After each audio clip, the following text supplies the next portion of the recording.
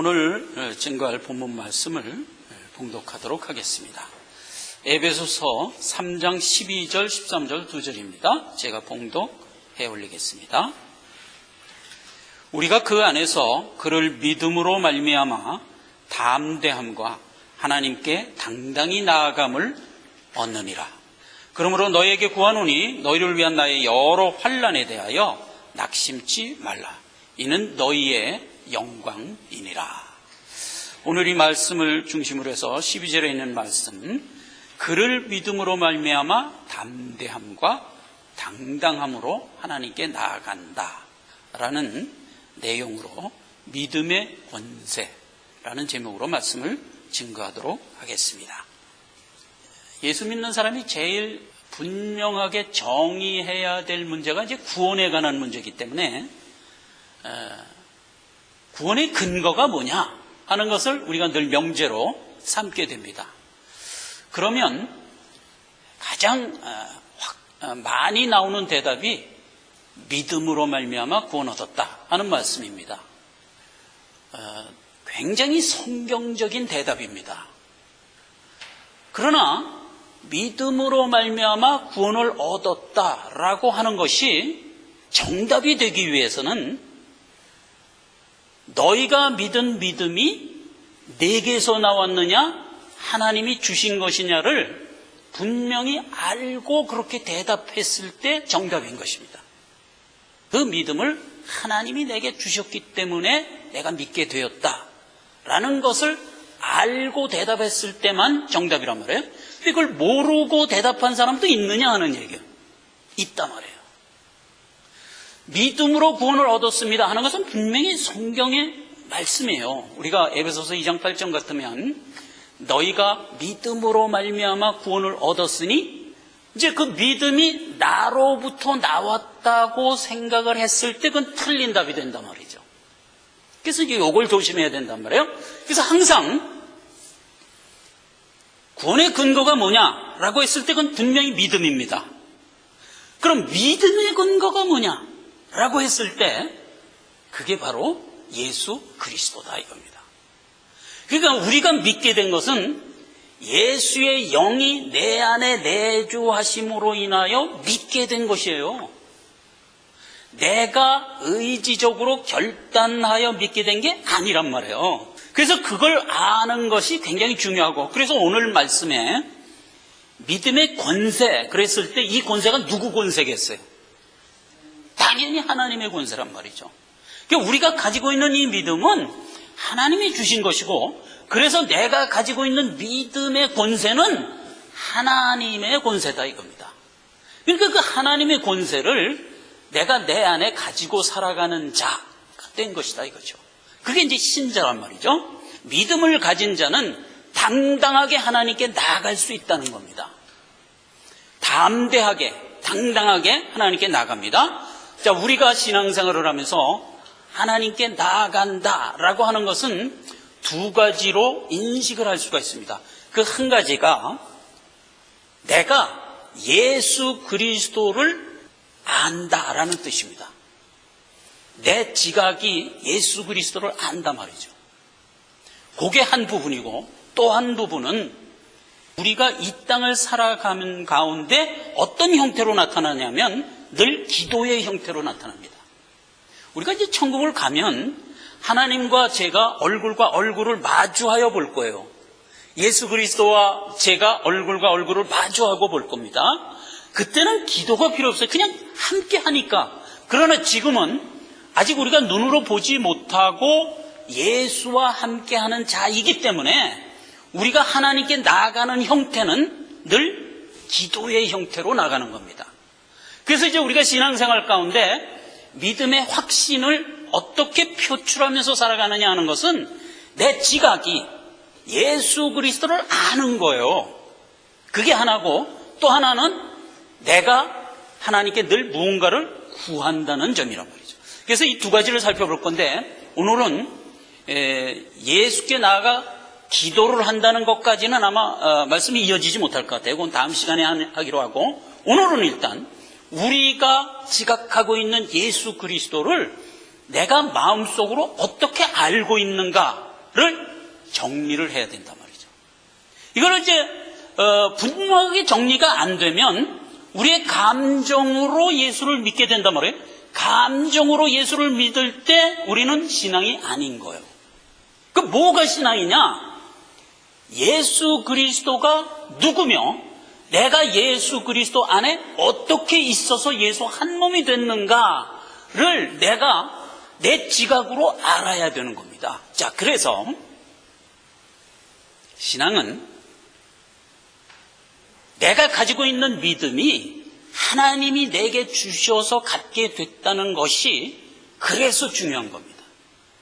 내가 가지고 있는 믿음이 내게 아니란 말이에요.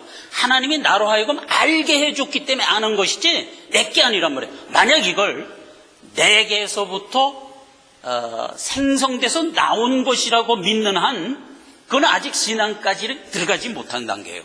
근데 왜 이런 일이 생기냐면 하나님이 내게 알게 해주셔서 깨닫게 해주셔서 알게 해주고 나로 하여금 동의를 하게 만드시기 때문에 그래요. 하나님이 분명한 사실을 나에게 알게 해주시고 그 안 것을 내 지각이 내 생각과 마음과 지각이 그걸 깨닫고 동의한단 말이에요. 그래서 내 동의 위에 하나님이 주신 믿음을 하나님이 실어주세요. 그렇기 때문에 분명히 믿음은 하나님이 주신 것임에도 불구하고 내 의지로 발휘를 해야 된단 말이에요. 그냥 나는 뭐 모르겠어. 하나님이 나 믿음 줬으니까 난 믿음 있는 거야. 이런 게 아니란 말이에요. 분명히 하나님이 내게 믿음을 줬지만 그 믿음을 내가 내 의지와 지각으로 고백을 해야 된단 말이에요. 하나님이 그렇게 하라고 내 의지 속에 깨달음을 주신 거기 때문에 늘 믿음은 나의 결단과 나의 고백이라는 형태로 나올 수밖에 없는 거예요. 하나님이 주셨음에도 불구하고. 자, 그걸 이제 우리가 혼동하면 안 된단 말이에요. 이걸 혼동하면 어떤 일이 생기냐면 하나님께서 우리에게 역사하는 역사가요, 신비롭습니까? 신비롭지 않습니까? 그건 당연히 신비롭습니다. 왜 신비롭죠? 하나님이 우리를 구원했다는 그 얘기 자체가 이 땅에 있는 육의 얘기가 아니잖아요. 우리가 천국의 백성으로서 성장하도록 하나님이 지금 이끄는 과정에 있기 때문에 우리가 가지고 있는 모든 믿음은 하늘의 것이란 말이에요. 모든 내용이 다 하늘의 것이라고요. 그러니까 당연히 신비한 거예요. 당연히 신비한 건데 하나님이 그 당연히 신비한 것을 지금 우리에게 어디다가 넣어서 깨닫게 해준다고요? 우리의 상식에다 주어서 깨닫게 한다고요. 그런데 하나님의 역사함이 두 가지 형태로 나타납니다. 맨 처음에 믿게 할 때, 우리가 믿을 때 어떻게 믿게 됐느냐? 하나님의 영, 성령이 내 안에 내주해 주심으로써 그 믿음을 받아서 내 거가 될 수 있도록 깨닫게 해주세요. 그래서 내가 원해서 믿은 게 아니라 내 안에 있는 성령이 그 말씀을 받아서 내 안에 뿌리를 내리게 해주세요. 그래서 그때부터 내가 믿게 된 거예요. 그렇게 믿게 된 건데, 그래서 믿음은 하나님의 영이 내 안에 없었으면 믿을 수 없을 뻔한 거다 이거예요. 그러니까 하나님이 해주신 거예요. 분명히 하나님이 해주신 건데, 그런데 그 하나님이 나에게 믿음 주시고 그 다음에 우리를 이끌어 가신단 말이에요. 그 내용대로 우리를 성장하게 이끌어 간단 말이에요. 조금 전에 제가 그랬잖아요. 지각과 마음과 상식 속에서 하늘의 것을 이해할 수 있도록 우리에게 설명하신단 말이에요.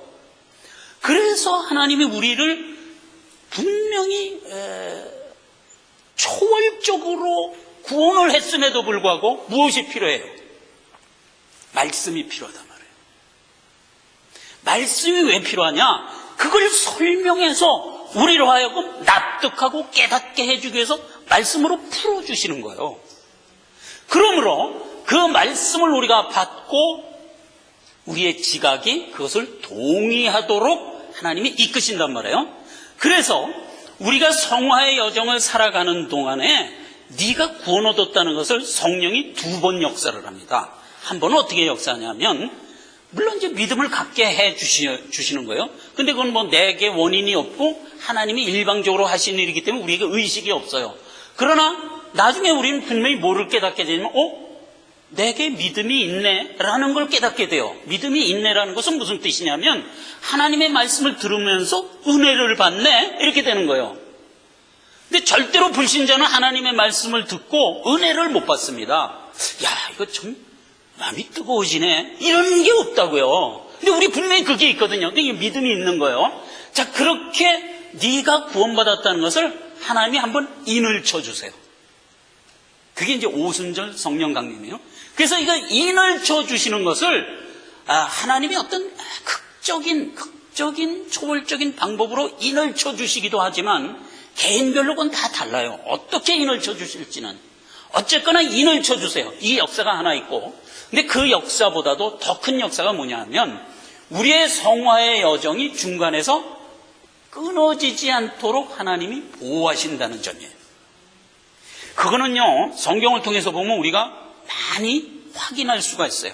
예를 들면 사도 바울 예를 봅시다.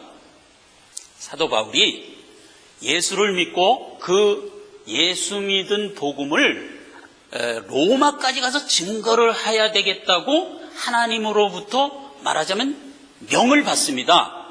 그리고 자기도 마음속으로 내가 로마까지 가서 증거를 해야 돼라고 결단하고 서원합니다. 그렇게 해서 이제 로마를 가는 여정에서 중간에 무슨 사건이 생기죠? 풍랑이 생겨요. 그러면 그 풍랑으로 죽으면 되겠어요? 안 되죠. 죽으면 안 돼. 그러니까 하나님이 풍랑에서 안 죽게끔 말하자면 보호를 하셨단 말이에요. 그래 이제 멜리데 섬에 도착을 해갖고 거기서 이제 잠시 쉴 때 아궁이에 불을 때다가 독사가 손을 물었어요. 그러면 그 독사가 아주 맹독이 있는 독사라고 그랬거든요. 그 즉시 죽어야 돼요, 즉시. 근데 사도 바울이 죽었어요? 죽으면 끝나잖아요. 끝나잖아요. 그러니까 하나님이 독사에 물렸어도 안 죽게 초월적으로 막아주셨단 말이에요. 이런 역사가 초월적으로 우리에게 임해하세요.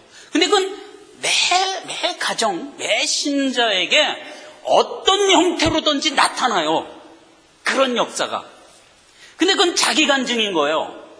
자기가 어떻게 꼭 죽을 자리에서 살아난다든가, 꼭 낭패를 당할 자리에서 그 낭패를 안 당하게 모면해 주신다든가, 이런 역사를 하나님이 펼쳐주세요. 왜지요? 우리의 성화 생활이 절대적으로 필요하기 때문에 그래요.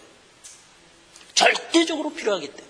근데 그 성화 생활이, 이 땅이 악한 세상이거든요. 악한 세상을 살아가면서 그 악함에 눌려서 쓰러지면 안 되잖아요. 그러니까 하나님이 그 쓰러지지 않도록 성화가 온전히 끝날 때까지 하나님의 장중으로 붙들어 주신다고요. 이런 초월적인 역사가 매 사람에게 있어요. 제가 10년 전에, 거의 10년 됐습니다. 지금은 아마 우리 최한순 집사님이 잊어버리셨을 거예요. 10년 전에 제게 테이프를 하나 주셨어요. 설교 테이프를. 그래서 이제 그걸 집에 가지고 와서 들었어요. 들었더니 어느 목사님의 얘기예요. 근데 그 목사님이 상당히 특수 사역을 하시는 목사님이세요. 근데 그걸 제가 듣고, 이건 너무 은혜로운 거예요. 그래서 듣고 인터넷에 들어가서 그 테이프를 샀어요. 제가 또 하나 사가지고 이제 듣다가, 요즘에는 자동차에 그 테이프 끼는 데가 없잖아요. 그게 자연히 없어진 거예요, 이제. 그래가지고 지금 다 CD니까. 근데 그 이제 테이프 내용에 있는 그 목사님이 어떤 특수 사역을 하시는 분이냐면, 문둥병자들만 찾아다니면서 목회를 하시는 분이에요. 그래서 이제 우리나라에서도 문둥병 마을에서 목회를 하다가, 이제 어떤 마음의 소원이 있었냐면, 사도 바울처럼, 이게 이왕에 문둥병 목회를 할 바에는 좀 더 문둥이 많은 데 가서 했으면 좋겠다라고 소원을 갖고 있다가 이제 작정을 한 게 어디냐면 중국을 가기로 작정한 거예요. 근데 그 중국이 그때만 해도요, 지금은 수교가 돼서 중국 가기가 편한데 그때는 수교 전이기 때문에 우리나라가 중국을 공식적으로 갈 수가 없어요. 그러니까 이제 이 목사님이 딱 그 목표를 세우고 그 다음에 이 사람은 짐이 요만한 가방 하나가 짐이에요. 그 가방 안에 성경책 하나하고 노트 한 권 들어가 있어요. 그게 다예요. 그리고 이제 칫솔 하나 딱 있는 거예요. 그래서 그 가방 딱 들고 그 이제 전라도에 있는 영호마을이라는 문둥이 마을에서 목회를 끝내고 후임자가 오니까 남겨주고 그냥 그 가방 하나 들고 그냥 나온 거야. 난 이제 중국 갈 거야 그러고 나온 거예요. 그럼 생각해보세요. 중국 갈 거야 그런다고 가져요? 요즘에야 수교가 됐으니까 돈만 있으면 비행기표 사갖고 가면 되지만 옛날에는 수교가 안 됐단 말이에요. 근데 갈 수가 없는 거예요. 도저히 갈 수가 없는 거예요. 그런데 하나님이 내게 감동 주셔서 중국 가라고 했기 때문에 난 중국 갈 거야. 그러고 그냥 가는 거예요.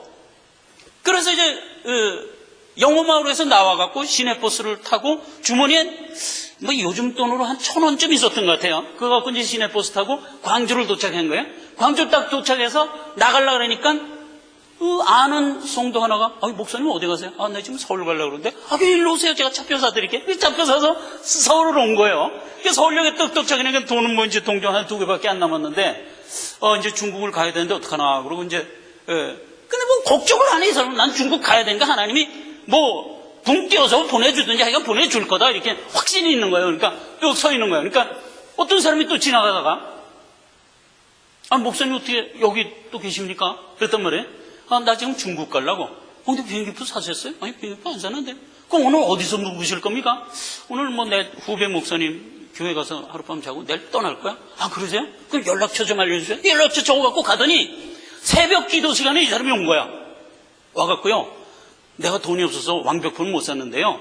이 편도만 샀는데 이거 갖고 가세요. 그런데 이제 중국으로 직접 못 가고 어딜 가는 표를 끊어줬냐면 홍콩 가는 표를 끊어준 거예요. 이제 홍콩 가서 거기서 비자 받아갖고 중국 가야 되는 거예요. 우리나라에서 못 가는 거예요, 중국을. 홍콩을 일단 가야 돼. 그러니까 이제 홍콩 비행기 표를 딱 사갖고 온 거예요, 이 사람이. 이 김 목사님은 내가 중국 가기로 하나님이 가라고 명했기 때문에 난 걱정 안 해. 하나님 어떻게 해서든 중국 가게 만들 거야. 걱정을 하나도 안 하는 거예요. 비행기표 또 왔지. 그래서 이제 홍콩 가는 비행기를 탔습니다. 탔는데 워낙 이 사람이 촌사람이라 비행기 타면은 1등석 있고 일반석 있고 그렇잖아요. 근데 분명히 일반석 비행 티켓을 끊어줬는데 이 사람은 이렇게 보니까 저쪽에는 자리가 텅텅 비어 있거든. 그리고 자리도 크단 말이에요. 이거 왜 와 그래 여기 앉냐? 난 저렇게 가서 앉을래. 그리고 거기 가서 앉는 거예요. 그러니까 이제 비행기 안에서 당신 티켓 보시죠 이렇게 안 하잖아요. 당연히 앉으니까 이제 스튜어디스도 이 사람이 1등석 산 사람인가 보다 찐이게 대접을 한 거예요. 근데 1등석은 여러분 알다시피 음식도 다르고 그냥 얼마나 서비스가 좋아요. 서비스 다 받고 이제 앉아있는데 자기 옆에 어떤 사업가 하나가 떡 앉아있는데 인상을 쓰는 거예요. 왜 인상을 쓰냐면 그 사람은 이제 돈이 많은 사람인데 자기가 1등석을 타면서도 좀 편히 가려고 자기 옆에 2자리를 산 거야, 이 사람이. 2자리를 샀는데 웬 사람이 하나 떡 앉아있으니까 내가 분명히 이거 2자리를 다 샀는데 이상하다. 그러고 인상을 쓰면서 이제 앉은 거예요. 그래갖고 가는 내내 이제 서류를 펴서 보고 되게 바쁜 거야, 이 사람은. 그러니까 이제 김영성 목사님이 이렇게 보고 이보시오. 만약 이 비행기가 가다가 사고가 나서 추락을 하면 당신 살 소망이 있어? 이렇게 물어본 거예요.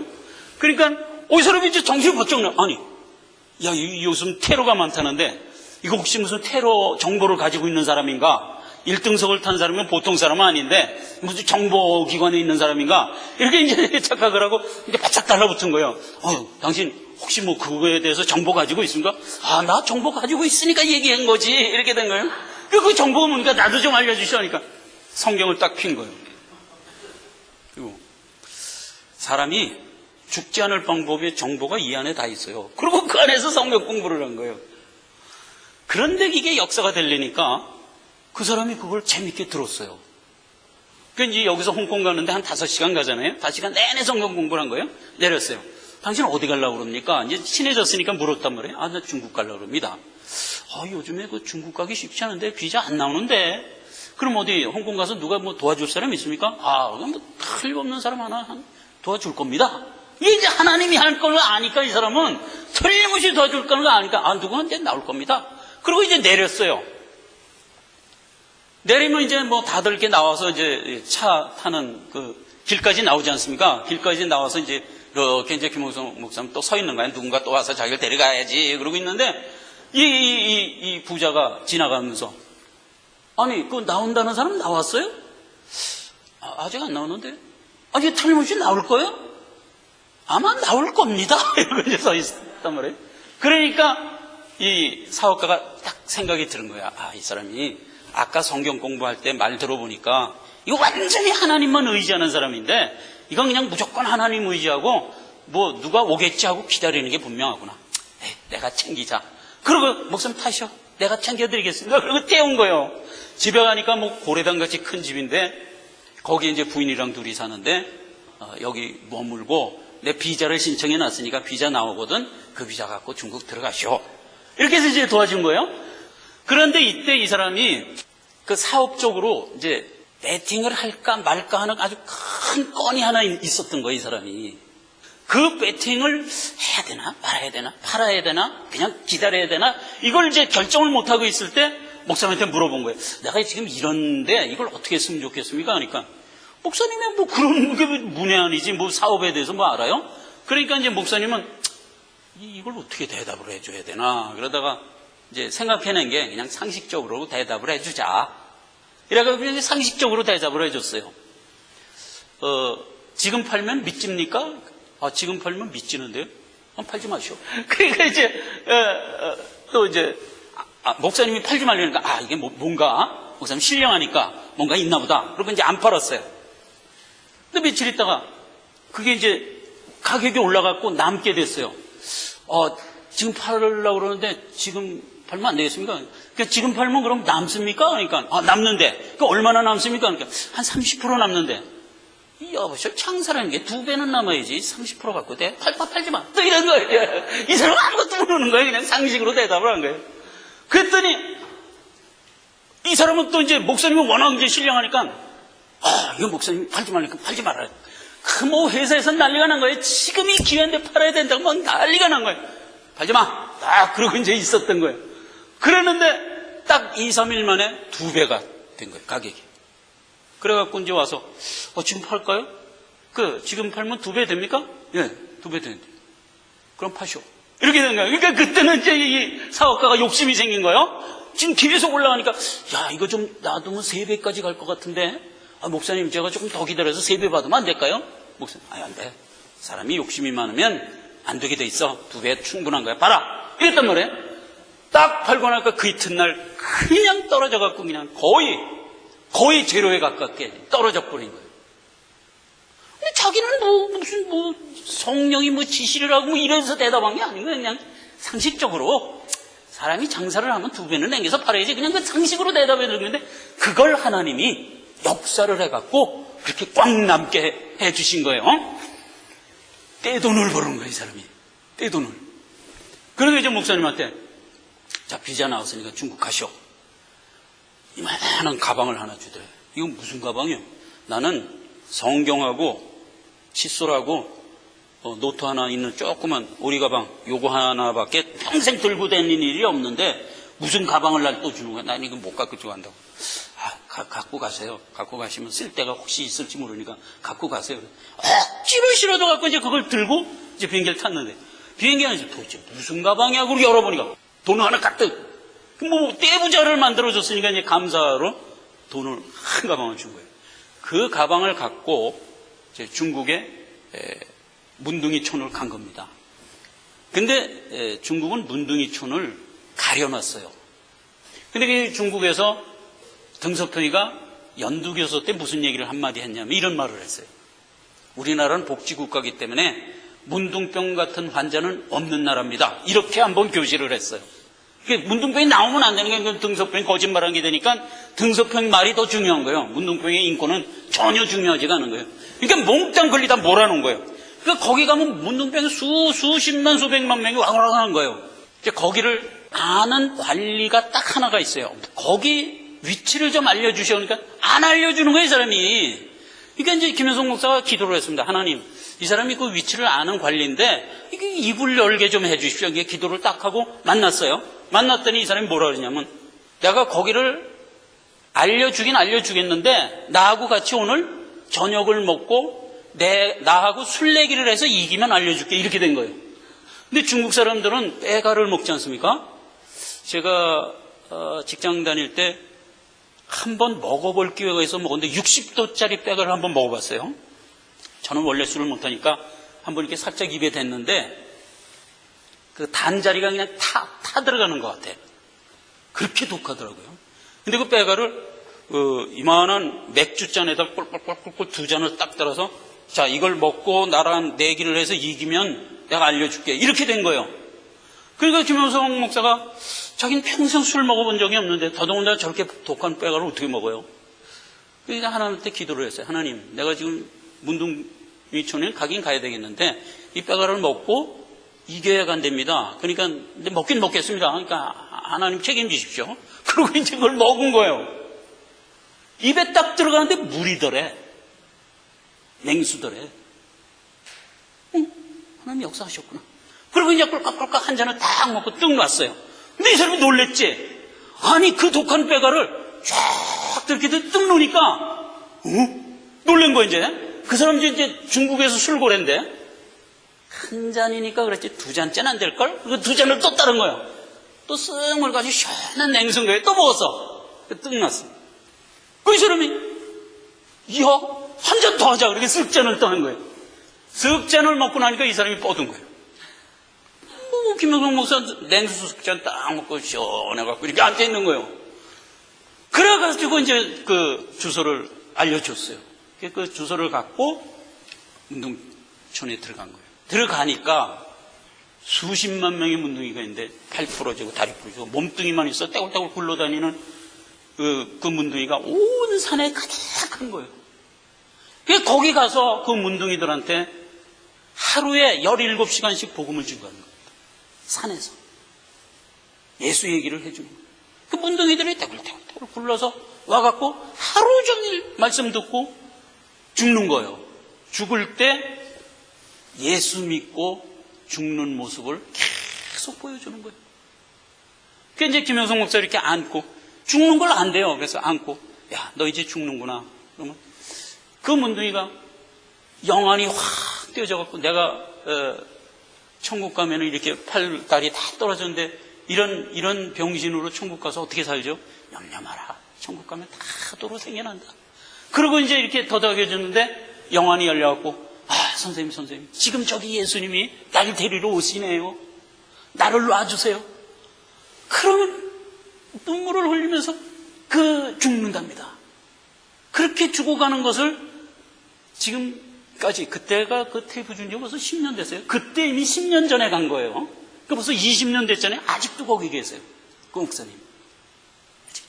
그렇게 해갖고 문둥이들을 계속 예수면서 근데 그 문둥이들은 그냥 정부에 아무런 지원이 없는 거예요. 그러니까 땅 파서 지렁이 먹고 이러면서 사는 거예요. 하도 먹을 게 없어서 흙을 먹었대요. 흙. 땅을 파면 왜 옛날에 초콜릿흙이라는 거 여러분 어렸을 때 생각 안 나세요? 저는 그거 먹으면서 자랐어요. 이렇게 층이 있어, 층이. 아주 초콜릿 빛깔 나는 층이 있어요. 그거 이렇게 손가락으로 후벼 파면 꼭 무슨 바다 같아요. 그거 이렇게 먹고 그랬어요. 우리 어렸을 때. 못 살 땐 다 그런 거 먹었어요. 그게 거기도 그런 게 있는 거예요. 그런 흙이.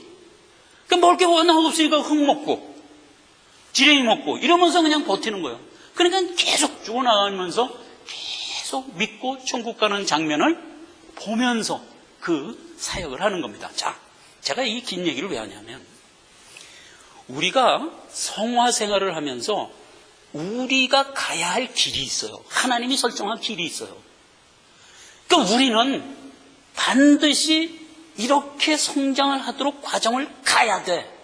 그 하나님이 우리에게 허용하신 길이에요.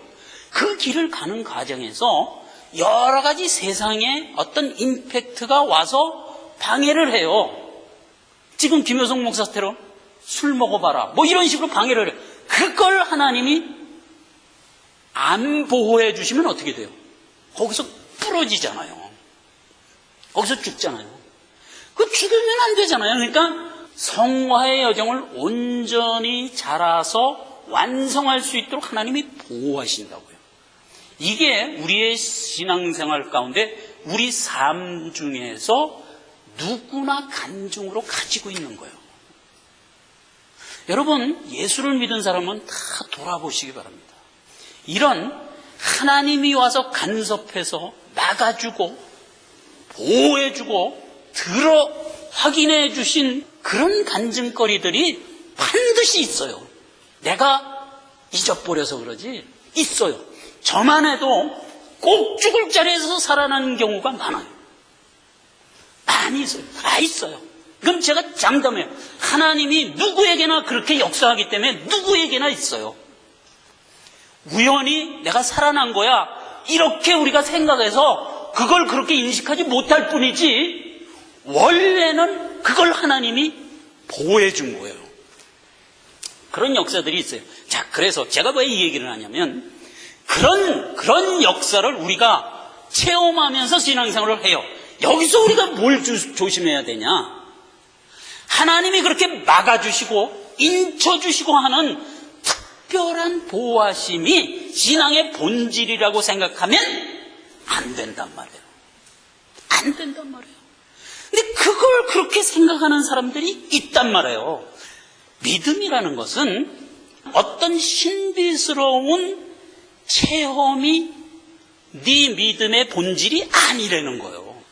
그렇게 역사한 신비적인 기적에 근거를 두게 되면 뭐를 우리가 잃게 되냐면 하나님이 우리에게 주신 말씀을 잃게 돼요. 원래 하나님이 우리에게 뭘 주기를 원해요? 말씀을 주기를 원하는 거예요. 이걸 네가 알아라는 거예요. 근데 이걸 안 알고 이 말씀을 온전히 배우기 위한 여정을 하나님이 지켜주기 위해서 베푼 초월을 거기다 신앙을 실어버리면 그냥 허공에서 신앙생활을 하게 된다면 여기가 내 믿음의 근거가 돼버린단 말이에요. 원래 내 믿음의 근거는 어디라? 예수 그리스도란 말이에요. 말씀이란 말이에요. 말씀이 곧 예수 그리스도잖아요. 그죠? 태초에 말씀이 계시나 그 말씀이 곧 하나님이시니라 그 하나님이 육신으로 그 이 땅에 오신 분이 예수단 말이에요. 그러니까 말씀이 곧 예수란 말이에요. 우리의 믿음의 근거는 누구라고요? 예수, 말씀이란 말이에요. 그러니까 우리의 믿음은 말씀이 근거가 돼야 된단 말이에요. 근거가. 우리가 가지고 있는 믿음이 이 말씀에 근거해서 나온 내 지각의 동의라고요. 동의. 내가 그걸 맞습니다, 옳습니다 라고 한 나의 고백이란 말이에요. 근거가 말씀이란 말이에요. 만약 우리의 감정이나 우리의 어떤 결단이 내 신앙의 근거라고 생각하는 한 내 신앙의 뿌리는 나란 말이에요. 나. 그럼 끝나는 거예요. 그건 신앙이 아닌 거예요. 내 신앙의 뿌리는 반드시 그리스도여야 된단 말이에요. 그리스도. 그 그리스도가 이 온전한 말씀을 나로 하여금 제대로 알아서 깨닫게 하기 위하여 지금 초월적으로 역사하는 거란 말이에요. 그래서 신앙은 분명히 신비적인 것이지만 우리의 지각 위에서 서기를 원해요. 즉 신비로운 것을 우리의 상식에 실어주세요. 잘못된 신앙은 어떤지 아십니까? 세상의 세상사를 어떤 초월적인 능력으로 가지고 간다고 생각해요. 말하자면 김효성 목사님이 그 독한 술을 먹었더니 물이 됐단 말이에요. 그걸 신앙이라고 생각한단 말이에요. 그렇게 역사를 한 이유가 뭐냔 말이에요. 이유가 신앙은 상식을 분명히 초월해요. 초월한 역사는 반드시 어떤 방법으로 우리에게 베풀어요? 우리의 지각의 안에서 베풀어요. 즉 다시 상식적으로 베풀어요. 분명히 초월인데 그 초월을 상식적으로 베풀어요. 거꾸로 하면 안 된다고요. 세상사를 초월적으로 가져가는 것을 신앙이라고 생각하면 안 된다고요. 신령한 것을 상식적으로 풀어 설명하는 거라고요. 확실히 반대가 되죠? 그런 거예요. 그래서 여러분 눈을 들어서 교계를 한번 보세요. 세상사를 어떤 신비적이고 초월적인 것으로 끌고 가려고 하는 교리를 갖고 있는 교회가 많아요. 그런 교회 가면 신나요. 은사 집회 그래서 가보세요. 아주 이건 굿판이에요, 굿판. 그러니까 거기 가면 그 사람들은 거기에 흠뻑 취해서 신나 있지만 우리가 한 발 뒤로 물러서서 이렇게 보면 전부 몰상식이라고요. 상식적이지가 않은 거예요. 그건 절대로 신앙이 아닌 거예요. 분명히 하나님은 하늘에 신령한 것, 이 땅으로는 이해할 수 없는 분명히 신령한 것을 오히려 상식적으로 설명하고 있어요. 아시겠죠? 그래서 반드시 신앙은 말씀이 필요하고요. 그 말씀은 우리의 가지고 있는 어떤 감정과 느낌으로 가져서는 안 돼요. 명쾌하게, 냉철하게 따져서 이해해야 돼요. 하나님이 그걸 요구하고 있어요. 그러니까 하나님이 베푸시는 초월적인 역사를 다 보세요. 늘 상식 속에서 베풀어 주세요. 동정녀 마리아가 예수 그리스도를 낳을 때 신비적으로 나요. 그렇죠? 처녀가 애를 낳으니까 얼마나 신비해요. 그 베푸신 초월을 상식으로 베푸는 걸 여러분 기억하세요. 마리아에게서 나지만 10달을 배에서 낳게 하잖아요. 이왕에 신비로 할 바에야 그냥 하루 만에 잉태해서 내일 태어나게 하지. 안 그렇게 하세요. 우리의 상식의 그림 안에서 역사하기를 원하세요. 어쩔 수 없이 베푸는 초월을 제외하고는 모두 상식 속에서 하세요. 다 그래요. 성경의 모든 역사 보세요. 우리의 삶 가운데서 우리가 체험하여 가지고 깨달을 수 있게 항상 역사하세요. 신비를 상식으로. 아시겠습니까? 잘못된 신앙은 세상사를 신비로. 이건 잘못된 거예요. 기도합시다. 하나님 아버지, 은혜를 감사드립니다. 구원의 근거, 믿음의 근거는 하나님께로부터 온 것입니다. 그러나 하나님이 귀하고 신령한 것을 우리의 지각과 결단 가운데 세워주셨습니다. 우리가 이것을 갖고 하나님 나라의 후사로서 온전하게 성장할 수 있도록 하나님이 이끌어 주십니다. 그래서 우리가 확신을 가지고 갑니다. 분명히 깨달아 아는 것을 가지고 갑니다. 하나님, 이 깨달음 가운데 역사하시사 우리의 일거수일투족이 주를 증거하는 증인된 삶으로 부족함이 없게 하시고 우리의 성화가 온전히 이루어지고 풍성한 열매를 거두는 삶으로 인도하여 주옵소서. 예수님의 이름으로 기도했습니다. 아멘.